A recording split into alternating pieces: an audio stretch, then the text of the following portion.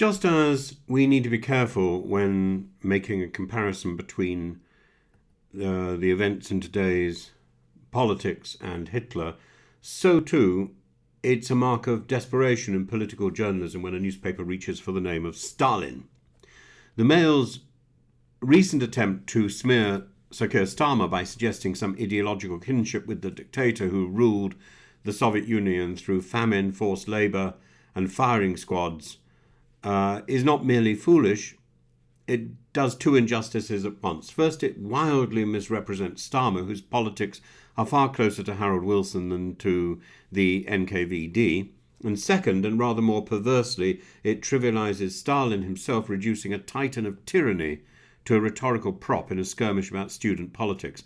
Let's be clear.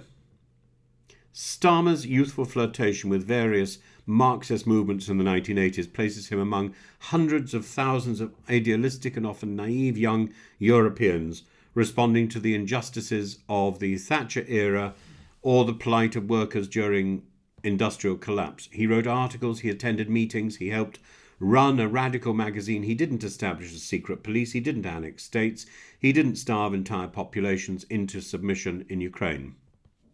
Stalin, by contrast, presided over the deliberate starvation of Ukraine, the execution of his former allies, the enslavement of millions in the Gulag, and a reign of fear that extended from the Kremlin down to the humblest farm labourer. To place Starmer and Stalin in the same sentence, other than as a warning about historical literacy, is a moral category error. And yet, there is something dangerous here, because the Stalin comparison should lead us to look not at Westminster, but at the Kremlin, at Moscow. If there is a figure today who consciously walks in Stalin's shadow, it is not the rather technocratic Prime Minister of the United Kingdom, it is Vladimir Vladimirovich Putin.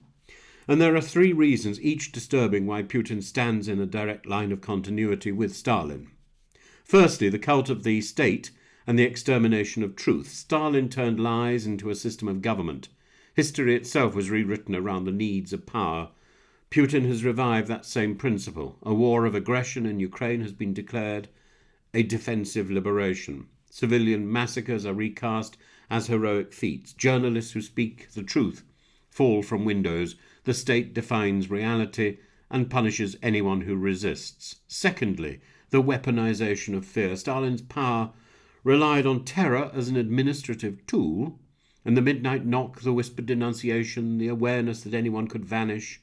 Putin uses updated methods, but the intent is recognizable. Assassination abroad, imprisonment of opposition leaders, torture in occupied regions, and the criminalization of dissent at home. The aim is to break the will of society until obedience appears the only safe choice. Thirdly, expansionist nationalism disguised as destiny. Stalin clothed Soviet imperialism in the language of historical mission, insisting that Moscow ruled to protect the Slavic world. Putin repeats that script word for word, claiming Ukraine is not a nation, that its democratic aspirations are a threat to Mother Russia, and that its conquest is an act of patriotic restoration, that Novorossiysk is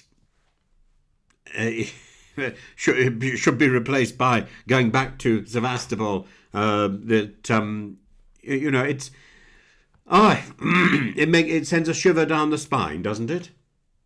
When British journalists label Keir Starmer as Stalinist, they are not only wrong, they distract from a real and resurgent Stalinism that is again sending tanks into Europe and again building prison camps for those who resist. Putin speaks the language of the Kremlin of 1937 because he believes terror works. And if we allow Western discourse to become so unserious that Stalin becomes little more than a punchline, we risk forgetting why his legacy is so frightening, was so frightening to history, is so frightening now.